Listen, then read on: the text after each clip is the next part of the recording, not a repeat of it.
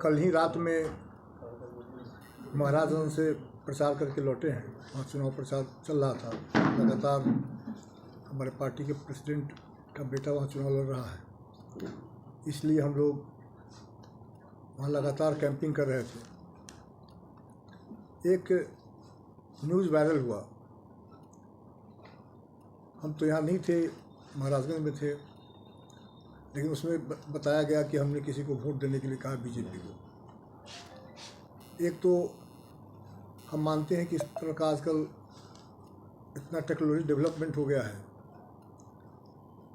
कि कोई न्यूज़ भी किसी को फंसाने के लिए बनाया जा सकता है। लेकिन हम लोग चिन्हित कर लिए हैं कि कौन व्यक्ति द्वारा ये साजिश किया गया है, कितना रुपया उसको दे करके किया गया, तैयार किया गया है। तो ये बिल्कुल बेसलेस बात है, फर्जी बात है। ये बात सही है कि चुनाव की तैयारी हम बहुत दिनों से कर रहे थे। पार्टी ने हमारे लिए सीट भी मुजफ्फरपुर ले लिया था। इसके बाद जो सांसद अजय निषाद जी द्वारा ज्वाइन करके हमारे टिकट को झटक लिए, इससे हमको तकलीफ़ थी, है भी। लेकिन जब उनका नॉमिनेशन हुआ तो पार्टी के विधायक होने के नाते हम उस कार्यक्रम में गए। बोचहा में कार्यक्रम हमारे राष्ट्रीय अध्यक्ष जी का हुआ, उसमें हम गए। कुरन्नी में तेजस्वी जी का कार्यक्रम हुआ, उसमें हम गए, और सभी कार्यक्रम में हम शामिल हुए।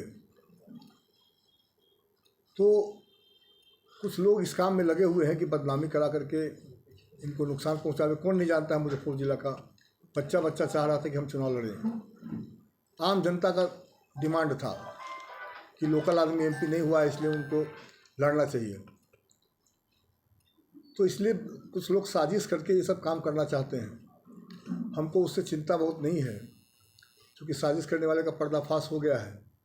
जिस आदमी ने इस काम को करवाया है उसकी भी जानकारी मिल गई है, और 2-4 दिनों के अंदर वो यहाँ अभी नहीं है, बाहर भागा हुआ है। तो उसको बुला करके आप सब लोगों के सामने में क्या किसके साजिश के तहत ये सब किया गया है। FIR कीजिएगा उसको लेकर। FIR हो या नहीं हो, जो विधिवत कार्रवाई है उसको कहीं ना कहीं आपकी मानहानि हुई है तो नहीं कीजिएगा। तो इस तरह का जो फर्जीवाड़ा किया है उसको जवाब हम लोग देंगे। कुछ लोग कुप्रचार कर रहे हैं।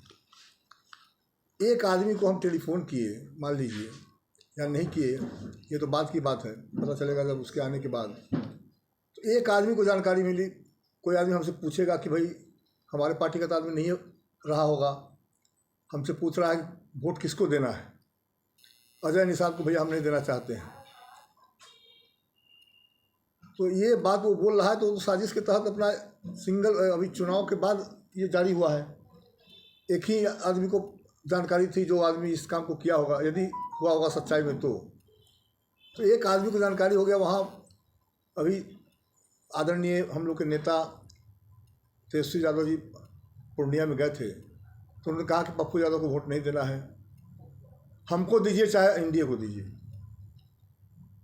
तो उसमें उनका इंटेंशन कोई ख़राब तो था नहीं। उन्होंने कहा कि बड़े दल जो हारने वाले जीतने वाले होते हैं उसको वोट दिया जाता है। तो ये सब पर्दाफाश हम लोग करेंगे, हमको किसी की चिंता नहीं है। कुछ लोग इसी काम में लगे हुए हैं कि विजेंद्र चौधरी को रोको, क्योंकि जनता का आशीर्वाद मिला हुआ है। तो वो सब चाहते हैं कि राजनीति में हम कोई नुकसान पहुंचावे, लेकिन उसके चाहने से कुछ होने वाला नहीं है। हम जो काम कर रहे हैं अभी, डेवलपमेंट का काम जो बचा हुआ है, चुनाव ख़त्म होते ही फिर शहर के सभी डेवलपमेंट के काम में और तेज़ी लाएंगे। तेज़ी आई भी है, लगातार अधिकारियों से बात होती रहती है। तो उसको रोकना चाहता है कुछ लोग, बदनाम करना चाहता है। जिस आदमी ने ये काम किया है वो किस पर्पस से किया है, किसके बहकावे में किया है, कितना पैसा लेकर के किया है, ये तो सब ज़्यादा 2-4 दिन में 5 दिन में हो जाएगा, और हम इससे घबराने वाले नहीं हैं।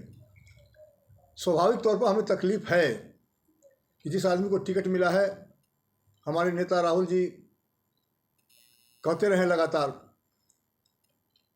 न्याय यात्रा निकला हमारा। उन्होंने कहा कि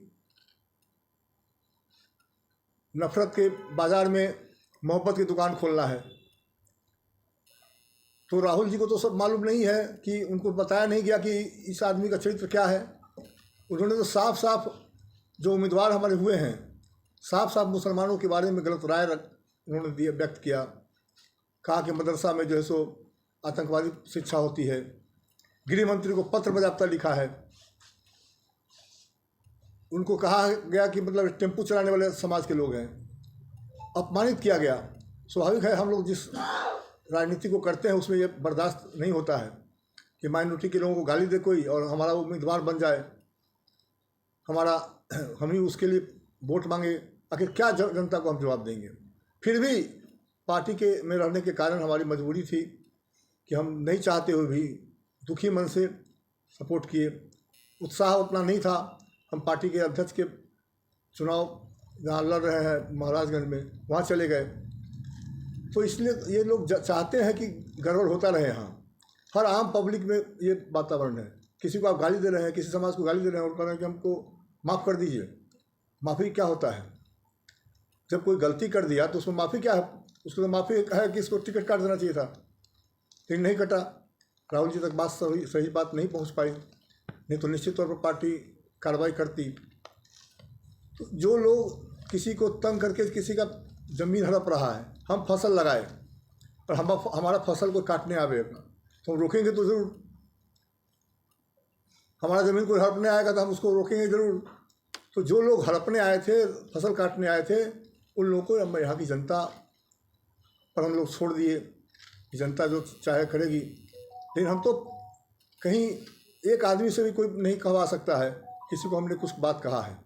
जो आदमी आया है सामने हम उससे बात किए हैं, वो बाहर है।